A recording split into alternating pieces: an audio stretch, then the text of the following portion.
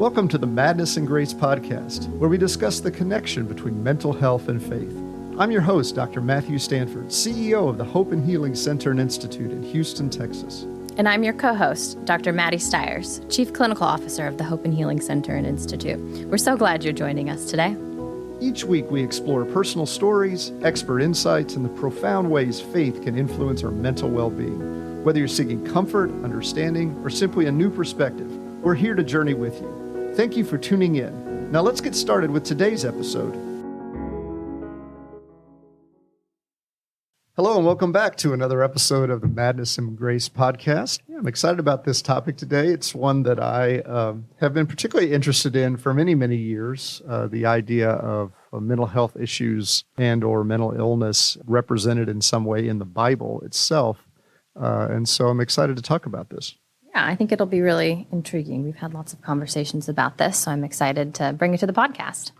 Yeah, I first kind of got into this, first I'd say there's some caveats when you're looking in the Bible. You need to be, there's a lot of cultural differences. There's a lot of time that's separated. They didn't have, particularly in the Old Testament, even the New Testament as well, they didn't really have the conceptualization of mental health issues or the brain or things like that. But they were very good observers of behavior, and they wrote a lot of that down. And you can see that people in the Bible struggle with some of the same types of concerns and symptoms and issues that people today struggle with. And I think that's an important thing for people to recognize, that mental illness isn't just some kind of modern idea. Yeah. So I think a lot of people do believe that it is a modern invention to kind of explain away bad behavior or poor behavior, that mental illness is kind of an excuse for, some behaviors that people may not like. So is that true? I mean, it sounds like no, it does show up in the Bible. No, absolutely. I mean, if you just step away from the Bible for a minute and not think about it as God's word or inspired or anything like that, it certainly is an ancient text. I mean, if you look at the Old Testament, it was written over probably a period of 1,000 years or more.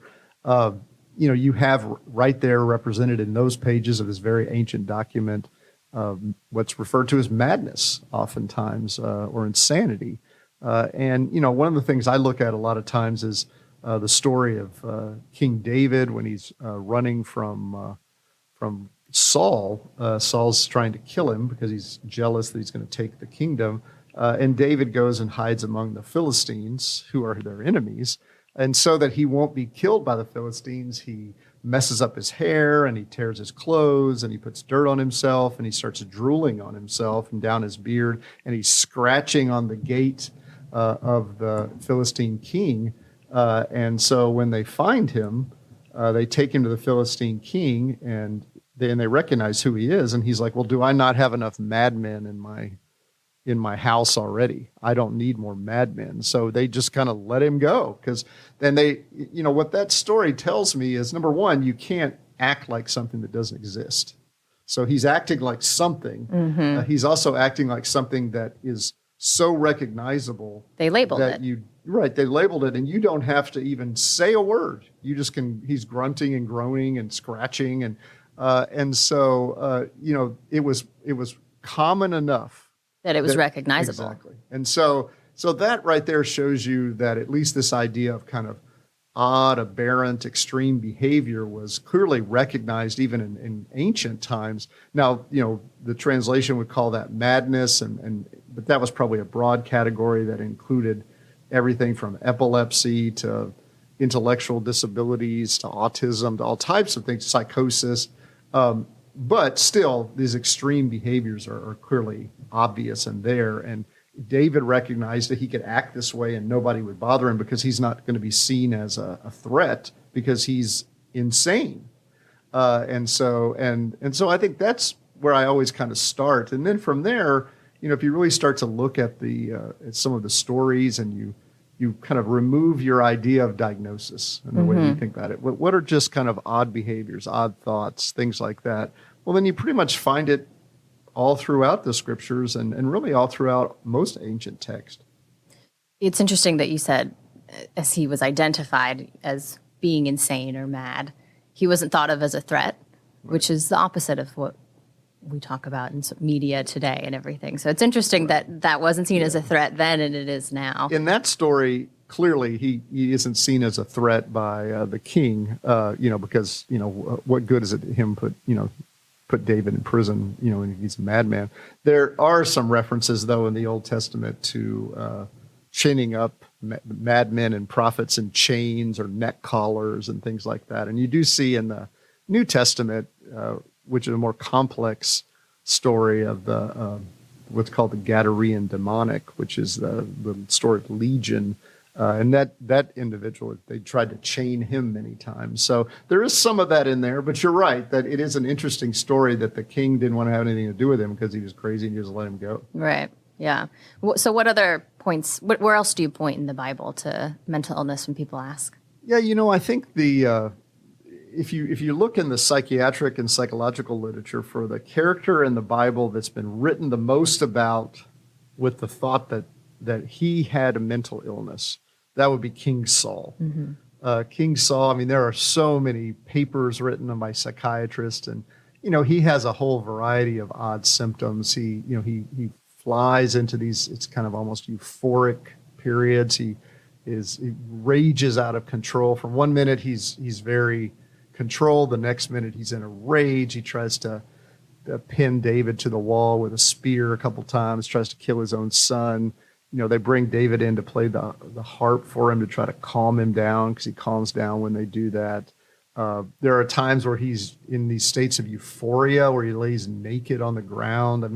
There's a lot of really odd behaviors that he displays over the period of his life, and some of them are clearly outside the realm of normality. Even if some of them may be able to be looked at as him in some kind of a spiritual ecstatic state, which would maybe be normal. Some of them are outside of that, and even those around him don't understand why he's acting the way he is. So he clearly is having some struggle. So that's a character that's very commonly pointed to just by people generally.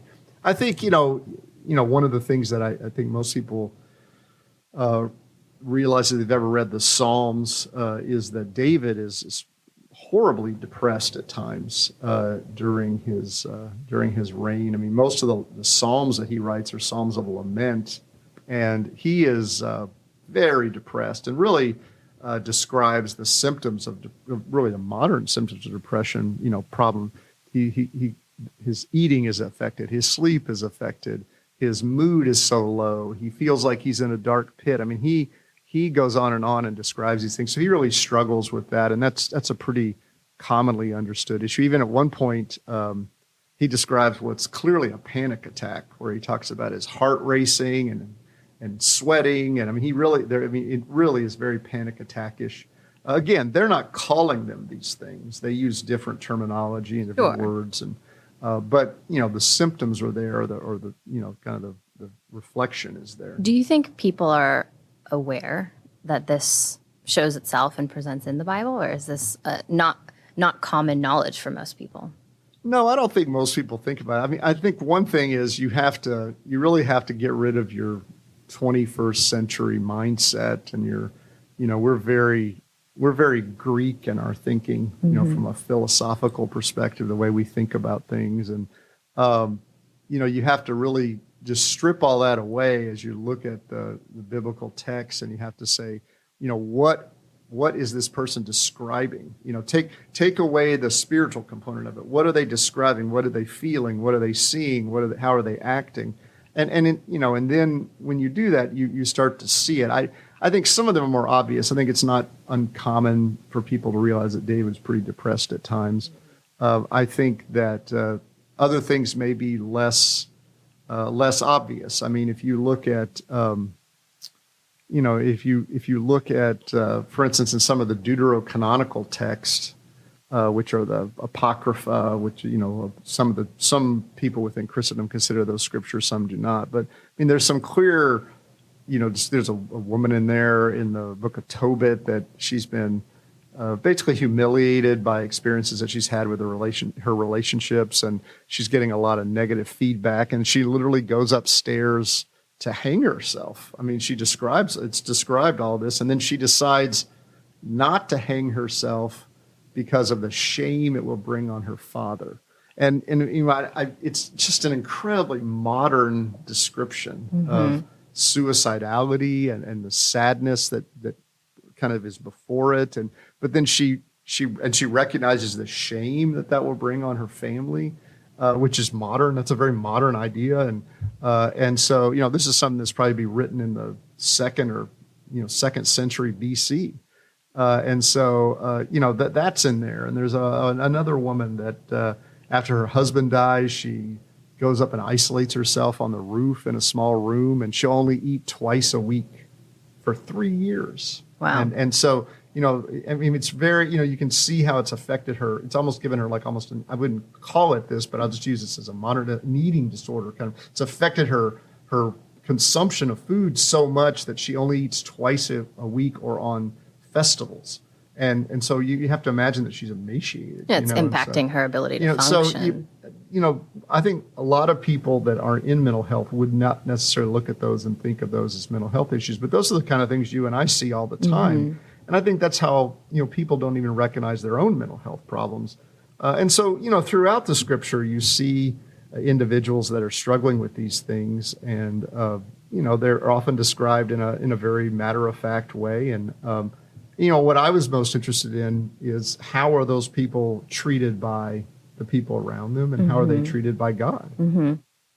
Yeah, so how do you see that in the Bible? Well, you know, it's interesting. You know, most of them, I mean, one of the things, you know, if they were bad people in their lives, they're not treated with honor, you know, and they're not looked upon in a favorable way by God. You know, if they were an evil king or something like that. If they were a righteous, faithful person in their life, then they're looked at in a positive light. And usually in the scriptures, you pretty much have people that kind of fall into those two categories. Sure. So, you know, it's pretty black and white. And you don't have a lot of just kind of neutral people out there, you know. And so, you know, like for instance, if you look at suicide, there are a lot of people in the scriptures that die by suicide. Now, there are different kinds of suicide they die by. I mean, someone might sacrifice themselves to save other people. And you see examples of people that do that in the heat of battle or things like that. You see people that would kill themselves to keep themselves from being captured, which again is more of a battlefield type of thing. But you do see people that get so upset that they actually go and kill themselves. They hang themselves, they poison themselves, or people that impale themselves, things like that. And so, and what's interesting is that, you know, people that had lived a life in which they were a faithful individual that treated others well and lived their life. Well, then, you know, then they are usually, and virtually in every instance, it says that they are, you know, buried with their fathers. And so they're shown honor, you know, and those that weren't, whether they committed suicide or not, they're not treated with honor. And so, you know, I think it's an interesting thing to look at. I mean, it really surprised me how many people do die by suicide in the Bible. And I think one of the people that's kind of an interesting one, and a lot of times when I work with a church or a small group where somebody has taken their life by suicide, you know, one of the first questions they ask is, well, where is this person? Do they, you know, do they go to hell? Is that an unforgivable sin? And I usually will start out by saying, well, where do you think Samson is? And they'll like, well, why? What do I care where Samson is? And so, and you know, and Samson, obviously the judge in the book of Judges, and he pulls down a temple on top of himself and kills himself and all these Philistines. And he knows he's going to die. Now, you know, someone might say, well, I mean, he was killing Philistines, and so it's okay that he killed himself. And well, I say, well, yeah, but he killed himself, you know, and so. If the idea is, well, that only God can take a life, if you take your own life. So it just kind of starts that process, because then in the book of Hebrews, you know, Samson is looked at as a great hero of the faith, and we see him that way. And so I think, you know, by looking at those things through the lens of mental health and saying, well, hey, look, here's a guy who technically did kill himself. And we see him as a great hero of the faith, and he's affirmed in the Old Testament and the New Testament. And in your friend or your relative, they've taken their life, and I can help you understand that that was because they had a mental health problem. So, this idea that, well, they did this and God isn't going to forgive them. Well, I don't see that as there. And then we can actually go through other people in the text that do the same kind of thing. So I think it's helpful when people are looking to their faith to try to answer some of these questions. And, I know I've told you before, I mean, honestly, the reason I ever even got into kind of looking at these kind of things, and it is, I would never say that I'm looking back in time and trying to diagnose people. I'm just looking for common shared experiences. I once heard a guy say they didn't believe in mental illness because it wasn't in the Bible.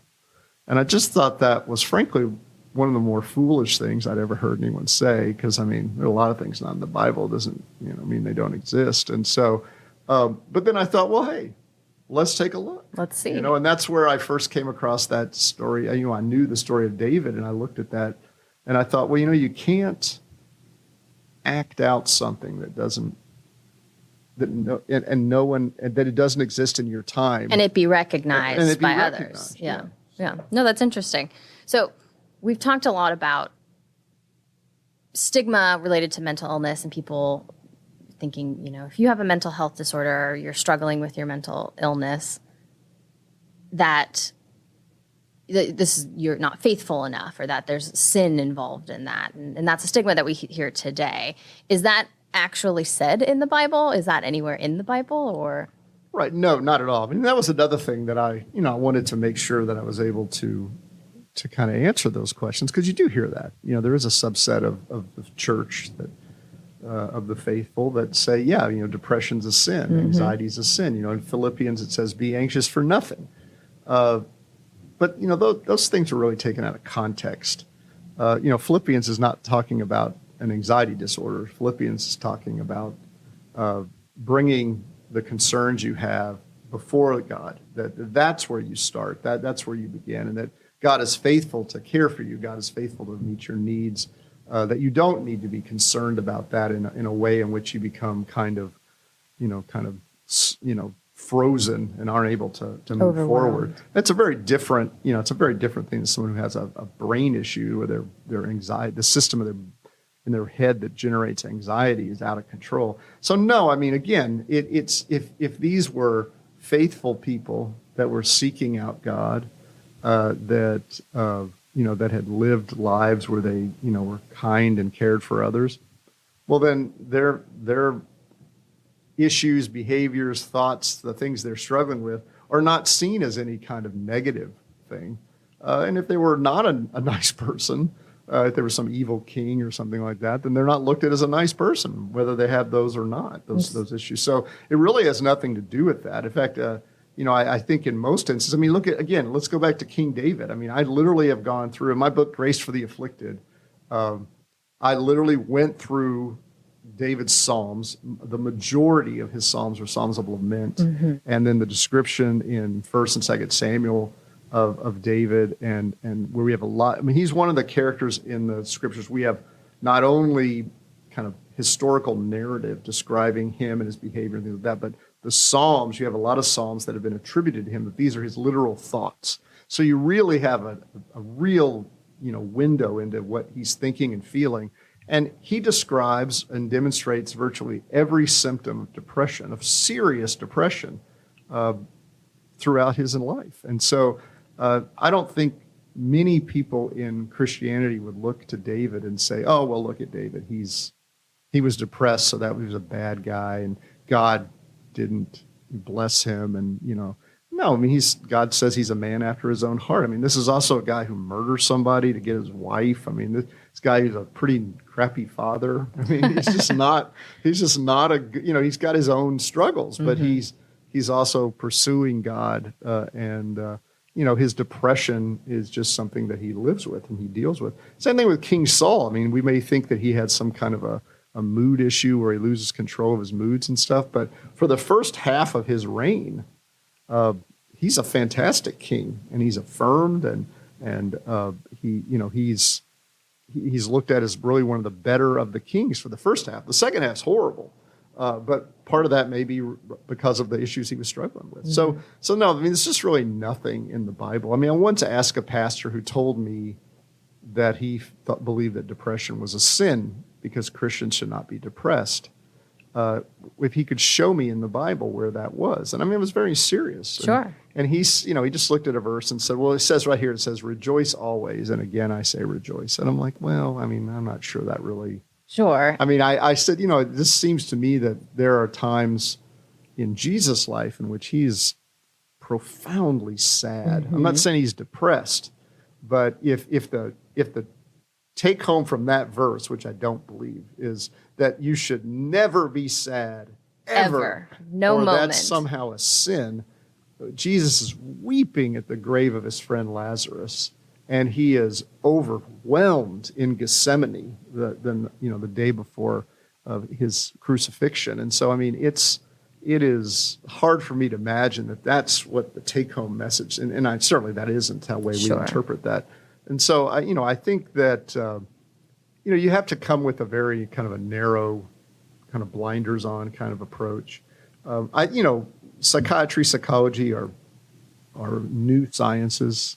They're one of the youngest of all the medical sciences. And I think most people think they know about mental health issues because they think they've experienced them because they've been sad or they've been anxious or worried, those kind of things. And then the Bible talks about a lot of things like that. It talks about, your heart and and don't worry about these things and those kind of things. And so you think, well, those are making reference. Well, when we're talking about mental health issues, we're talking about extreme issues.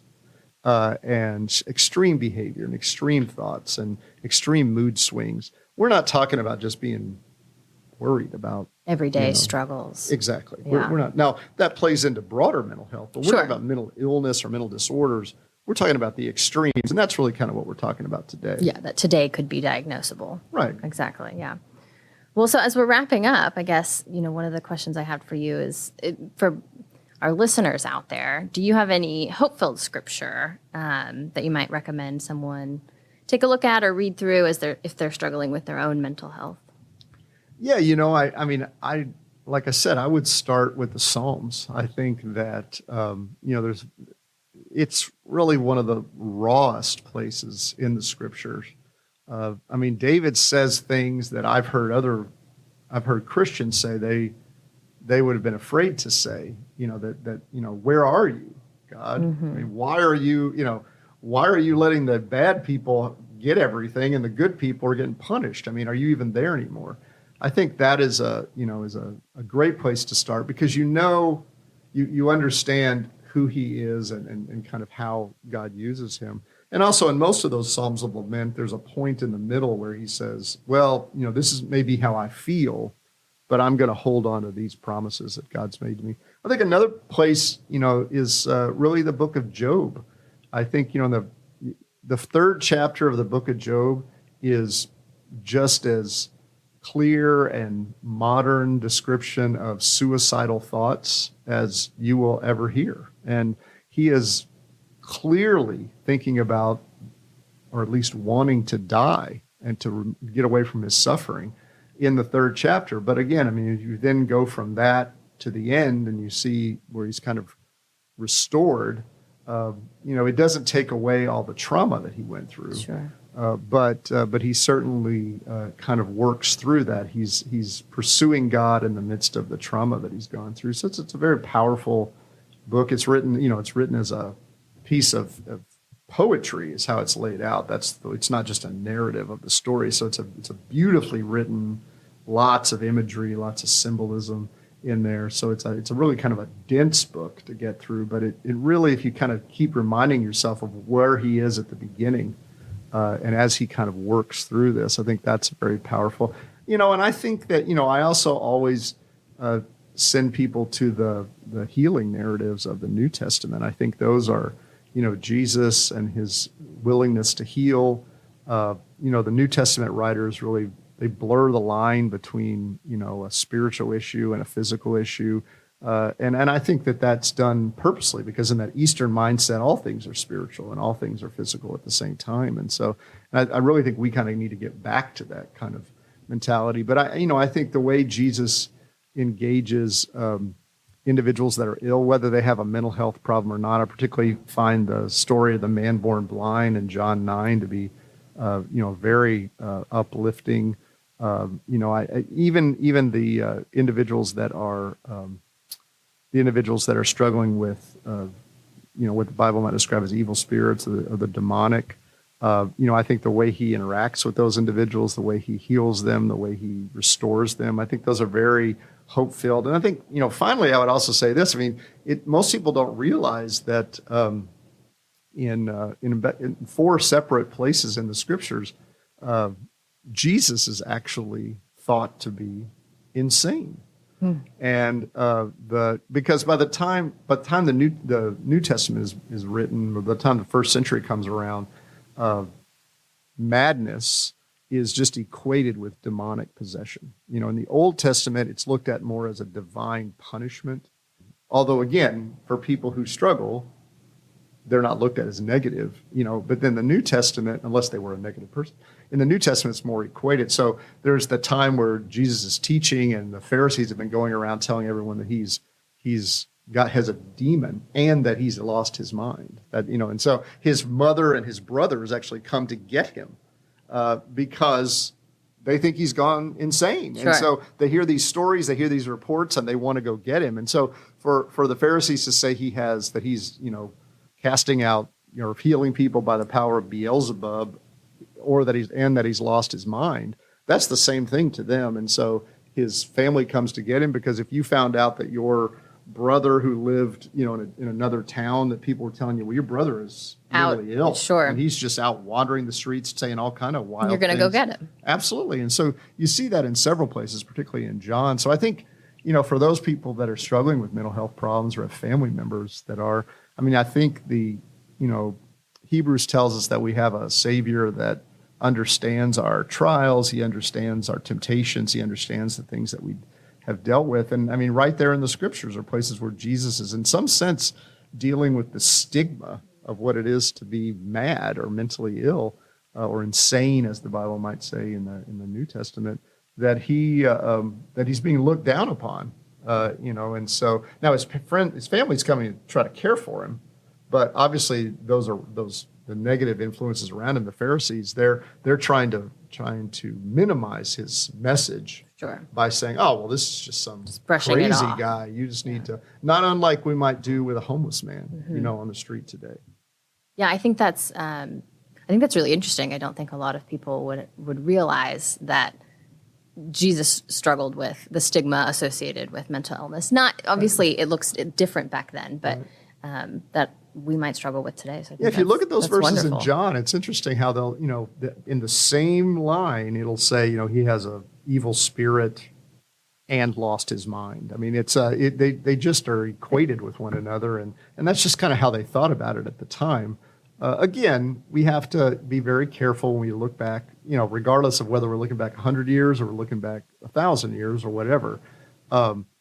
This is a pre-scientific society. They don't describe things or say things the same, or think about things the same way we do, which doesn't mean they're wrong. It just means it's different. The way we describe things now will be very different than 1,000 years. Sure. I remember when I took my first intro to neuroscience class, the professor said, when you finish this class, you will know more than these 3 or 4 people who were kind of the progenitors of neuroscience, and they'd all won Nobel Prizes, and you'll know more than they ever knew in their life. And it's an interesting way of looking at it. And it is. We progress in our knowledge, but again, when you're trying to, you don't have to know anything about mental health problems to see somebody who's acting strangely or struggling, and then just describe what you're seeing and how that impacts Sure. their life. And that's what you see in the text. And I think, for the good or the bad of it, I don't know that it's necessarily a good way to interpret Scripture. But I think people, when they're struggling with problems, that's not the Bible is not a self-help book to kind of help us try to figure out our problems. It's the story of our fall and our redemptive history, and it's about Christ. And so from beginning and to end. And so, but I do think that when people are struggling and they look there for comfort, which I see nothing wrong with that, I do think they like to see themselves in some sense in the text. Well, and I think a way they can do that is to see people that struggle with similar things. And I think that's one of the things that's nice about the Christian Scriptures, and then the Hebrew Old Testament, is that it's warts and all, and so it doesn't describe people in these kind of rainbow and sunshine ways all the time. I think one of the things you said when you were talking about Job is even through his trials and tribulations and the struggles that he was experiencing in his life, he still was seeking God. And I think that's a powerful message for anyone who's struggling with their mental health, is even though it may be impacting, your connectedness or how close you feel to God, continue to seek God, because that, that can really be transformational and extremely helpful. So when you said that, I went, I think that's a great message to kind of land on as well. I think having hope, and you know this all too well as someone who works all the time with clients. If a client doesn't have any hope, and I think a lot of times if your hope is that your mental health problems are going to get better, they're going to be good days and bad days. Sure. So it's best to have a hope that transcends your circumstances or transcends the issue you're dealing with. And that's where faith gives us that hope. It gives us Christ. It gives us a hope that transcends circumstances, a hope that is both for now and for eternity. And I think that's the key take-home message. Whether the symptom or behaviors or thoughts or whatever it is you're struggling with are in the scriptures or not, that we do have hope. And then I think all these things that are provided to us, like medication and therapists and all that, all of those things are just provisions that God has given us. And we should look at those as great gifts that he's given us in an attempt to help us kind of minimize the fallenness that we have to deal with every day. Well, thanks so much for going through all this with me today, Matt. It's obviously you've got a wealth of knowledge on this, and so you have a lot to share with everyone. And I think we talked on some really great points today. But for everyone out there listening, if you want to hear more, check out Matt's books: Grace for the Children, Grace for the Afflicted, and of course, Madness and Grace. And thanks for joining us all here today. And you can get your podcasts anywhere you listen, on Spotify or Apple Podcasts. And thanks for joining us with Madness and Grace. See you next time. Thanks for listening to this week's episode of the Madness and Grace podcast. Make sure to subscribe wherever you listen so you'll never miss an episode. While you're at it, if you found value in this conversation, we would love it if you would rate us and leave us a review. Lastly, sharing this podcast with a friend or a family member is a great way to give hope to those who may be struggling with a mental health concern. See you next time as we discuss Madness and Grace.